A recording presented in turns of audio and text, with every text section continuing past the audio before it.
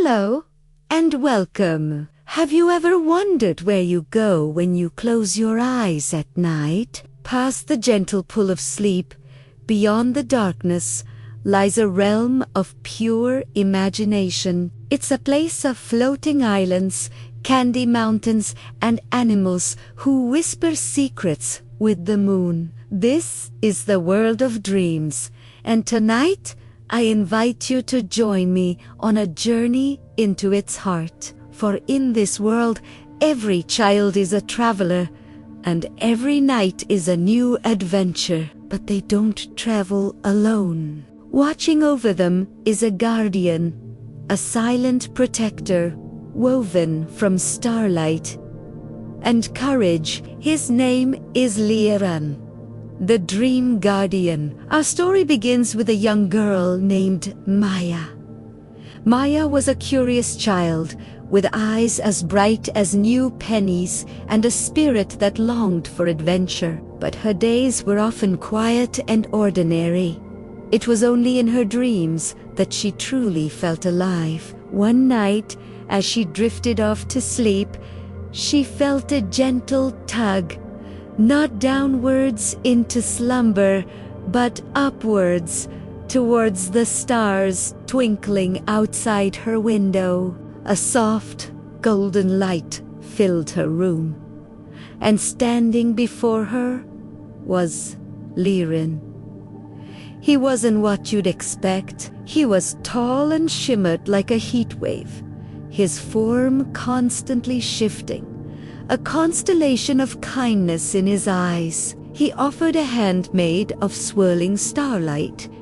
"Ready for an adventure, Maya?" he whispered, his voice like the rustling of ancient leaves. With a nod, Maya took his hand, and her bedroom dissolved. They weren't falling, but soaring, whisked away on a current of silver moonlight. Below them, a magnificent landscape unfolded. They flew over the whispering woods, where the trees shared stories with the wind, and past the crystal canyons that chimed with a silent music. Their first stop was a cluster of islands floating in a sea of violet sky. "Welcome," Liran said, "to the sky meadows of Eros."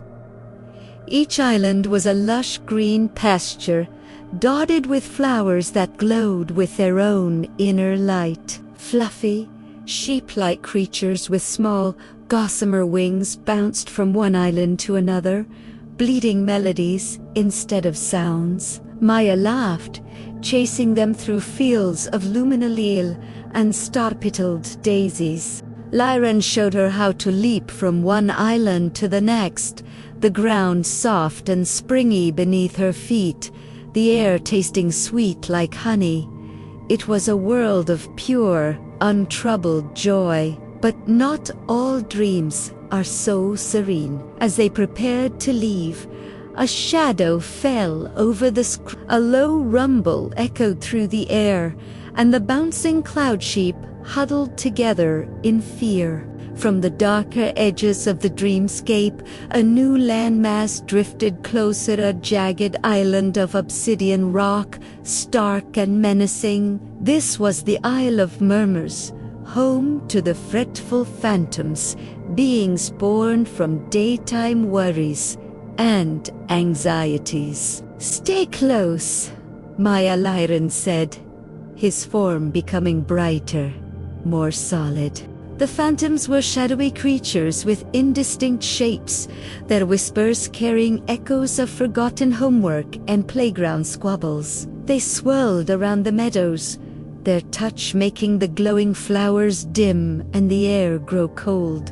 "They weren't evil," Liran explained, "just lost and looking to share their unease." Maya felt a pang of fear, but then she looked at Liran, calm and steady.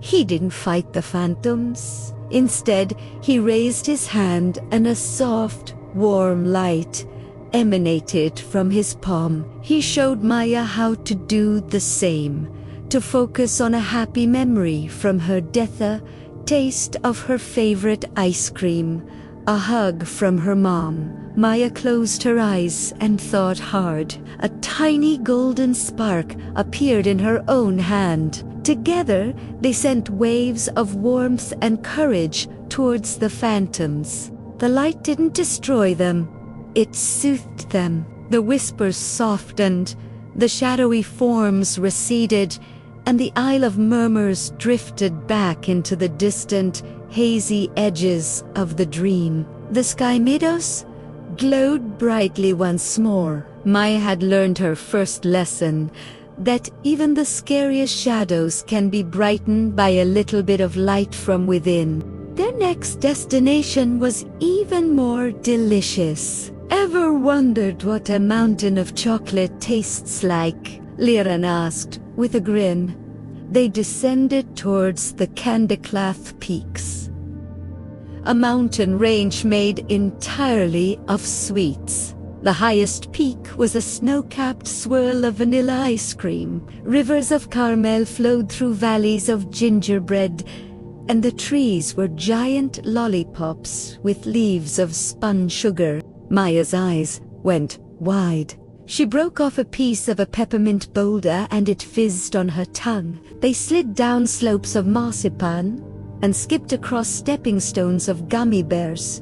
In a river of soda, they met the gummy gnomes, cheerful little creatures who mined for rock, candy crystals, and built houses from waffle cones. It was a feast for the senses, a world built from pure, delightful indulgence. Here Liran taught Maya about the joy of creation. He showed her how, in the dream world, her thoughts could take shape. She imagined a cupcake with rainbow sprinkles, and one appeared in her hand. She pictured a slide made of licorice, and a winding black slide spiraled down from a nougat cliffside, ready for them to ride.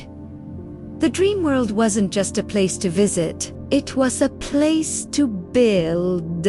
But as they played, the sweet air began to taste sour. A thick, sticky fog rolled in, smelling of burnt sugar. This was the work of the sulking sludges, globs of negativity.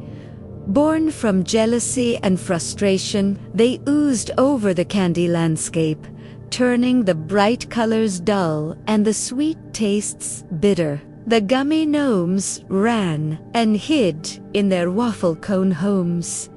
This time, Maya knew what to do, remembering her lesson.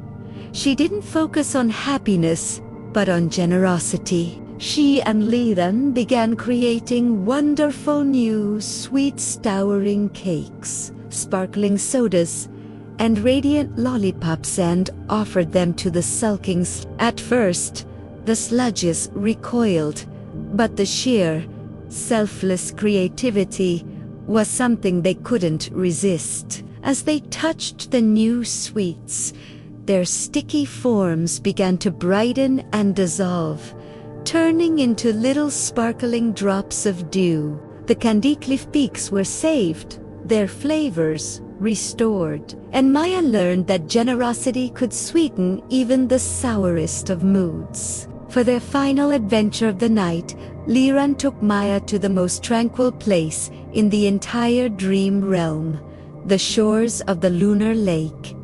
The lake was a vast, still body of liquid moonlight, and in its center was a silver island where the moon critters lived.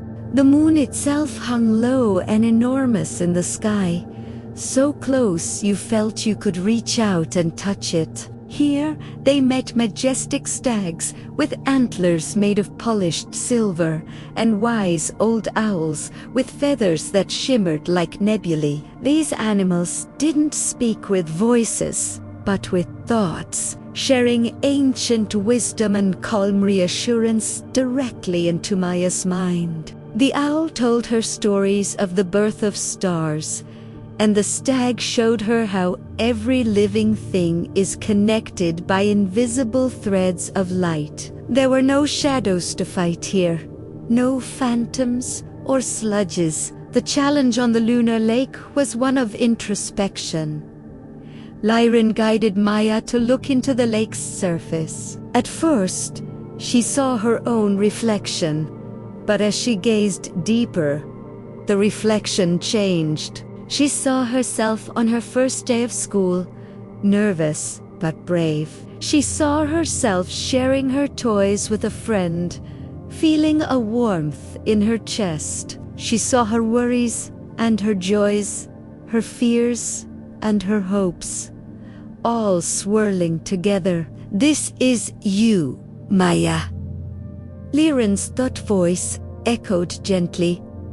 "All of it. The brave parts, the worried parts, the joyful parts, they all make you who you are.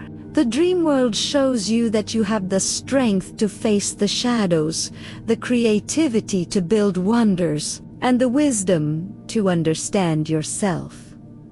Maya looked at her reflection, and for the first time, she saw not just a little girl, but a traveler, a creator, and a hero in her own right. She felt a deep sense of peace wash over her, a quiet confidence that she would carry back with her into the waking world. As the first hints of dawn began to paint the edge of the dreamscape in shades of pink and orange, Lyran knew it was time. "The sun is calling you back." As sighed softly, the world around them began to fade. The lunar lake dissolving into soft light, the candy mountains and floating islands melting back into imagination. They soared back through the starry expanse, back towards the small, familiar shape of Maya's bedroom window. With a final, warm smile, Lyran placed a gentle hand on her forehead. "Remember, Maya," he whispered, "every night is a new journey, and you are stronger, more recreated, and wiser than you know. I'll be waiting for you." Maya's eyes fluttered open. She was back in her bed, the morning sun streaming through her window. The dream felt distant, like a half-remembered song. But the feeling of courage, of creativity, of peace, that remained. She got out of bed, and as she looked in the mirror, she smiled. The day ahead didn't seem so ordinary anymore. It seemed like a new adventure, waiting to begin. And she knew, when night came again, her garden would be waiting to guide her through the magical worlds that lived just behind her eyes. Thank you so much for joining us on this journey into the world of dreams. What wonders do you think lie in your own dreamlands? If you enjoyed this story, please consider liking this video and subscribing to our channel for more magical adventures. Until next time, sleep well, and may your dreams be extraordinary.